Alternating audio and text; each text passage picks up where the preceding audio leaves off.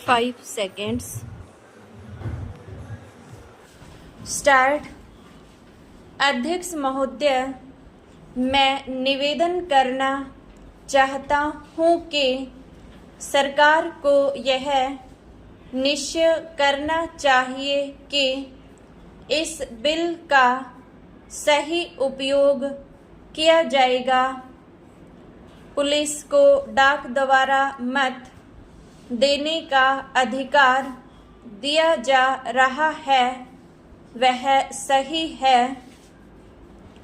वह अधिकार इससे पहले ही दिया जाना चाहिए था, लेकिन आजकल चुनाव में जो गड़बड़ी होती है उसको दूर करने के लिए सरकार को मूल अधिनियम में संशोधन करना चाहिए। माननीय सदस्य ने अभी कहा कि इस बिल पर ज़्यादा वाद विवाद नहीं होना चाहिए, लेकिन हम विरोधी दल के लोग जानते हैं कि जूता कहाँ काटता है। अगर कांग्रेस पार्टी चुनाव से पहले गद्दी छोड़ दे और सरकार में न रहे, तब हम देखेंगे कि कांग्रेस को कितने वोट मिलते हैं। चूँकि चुनाव के समय कांग्रेस पार्टी के हाथ में सरकार रहती है, इसलिए उसको इतने वोट मिल जाते हैं। मैंने मध्य प्रदेश में देखा है कि हमारे कुछ कर्मचारियों का आरोप लगाकर पकड़ लिया गया है। इस संबंध में न्यायाधीश का निर्णय वहां के विधानसभा में पढ़कर सुनाया गया है। पुलिस के वोट लेने के लिए ही यह बिल लाया गया है। हमें डर लगता है कि पुलिस पर दबाव डाला जाएगा। सरकार को यह बतला देना चाहिए कि ऐसा नहीं किया जाएगा। यदि प्रारंभ में ही चोर चोर का शोर मचा दिया जाए तो चोर घर में नहीं घुसता है, क्योंकि वह जानता है कि लोग जागे हुए हैं। हम अपना यह शक और चिंता इसीलिए प्रकट कर रहे हैं ताकि सरकार इन बातों का ध्यान रखे और चुनाव में होने वाली गड़बड़ियों को रोकने की कोशिश करें।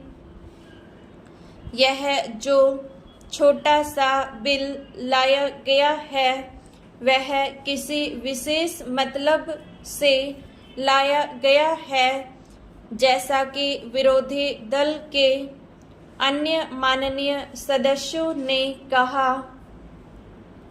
यह बिल किसी विशेष पार्टी के हित के लिए नहीं लाया गया है।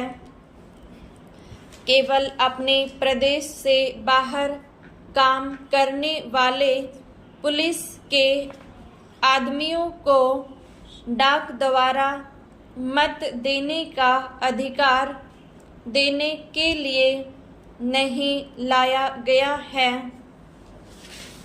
मैं निवेदन करना चाहता हूँ कि अभी देश में वे स्थितियाँ पैदा नहीं हुई हैं जिनमें वह अपने मत के अनुसार जिसको चाहे वोट दे सके। सदस्यों ने कहा है कि मध्य प्रदेश के लोग जो नागालैंड में हैं, बेशक उनको यह अधिकार देना चाहिए, लेकिन इसके साथ साथ यह भी कहा जाता है कि हमारे राज्य में पुलिस के लोग हैं। अध्यक्ष महोदय, मैं कहना चाहता हूँ कि हर आदमी को यह अधिकार है कि जिसको चाहे डाक द्वारा मत भेज सके। ऐसा तो नहीं है कि सभी मत किसी एक अधिकारी के सामने ही इकट्ठा करके भेजे जाते हैं। जहाँ तक इस बिल का संबंध है वह ठीक है, वह प्रारंभ में ही आना चाहिए था और मैं इसका समर्थन करता हूँ। मैं इस सदन के माननीय सदस्यों से भी निवेदन करता हूँ कि इस बिल को पास कर दिया जाए। खेती में उन्नति न होने का कारण क्या है? उसका एक कारण यह है कि खेती से संबंधित जितने विभाग हैं उनमें आपस में समन्वय नहीं है। खेती के लिए अच्छी खाद की आवश्यकता है, पानी की आवश्यकता है, औजारों की आवश्यकता है और धन की आवश्यकता है। इन सारी चीज़ों के लिए अलग अलग विभाग हैं। मालूम ऐसा पड़ता है कि उनका आपस में कोई संबंध नहीं है। वे आपस में मिलकर कोई योजना नहीं बनाते जिससे खेती की आवश्यकताएं पूरी होती। इसलिए जब तक उनमें आपस में तालमेल नहीं होगा तब तक खेती की उन्नति नहीं हो सकती है। दूसरा कारण यह है कि योजना की बिल्कुल कमी है। इसके अलावा कृषि कॉलेजों से निकले हुए जो स्नातक होते हैं, जो खेती की बातों को जानते हैं, उनमें से एक भी आदमी खेती करने के लिए तैयार नहीं है। सभी प्रोफेसर बनने के लिए तैयार हैं। खेती के लिए कोई भी तैयार नहीं है। एक बात मैं माननीय मंत्री जी से विशेष रूप से कहना चाहता हूँ। अधिक उपज न होने का एक कारण यह है कि जो खेत में काम करते हैं वे उसके मालिक नहीं हैं। खेत किसी और का है या और काम कोई और कर रहा है।